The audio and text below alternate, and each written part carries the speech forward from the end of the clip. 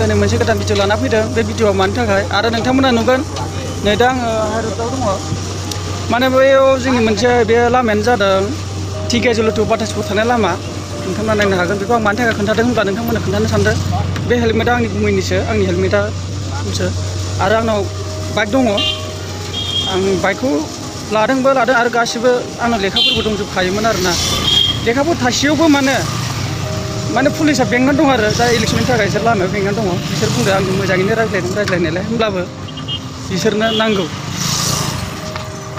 जाय मालायनि गारि सेकेन्ड हेन्ड लादोंबाबो बिसोरनो फैसा नांगौ आरोना ओरैबायदि आरोना आरसि थाब्लाबो मालायनि लाबाबो मोननाय बिसोरनो नांथारगौ आरोना ओरैनो पार्सनेल प्रफिटनि थाखाय नोंथांमोन जेरावखि थाङा गारि सलाया मानो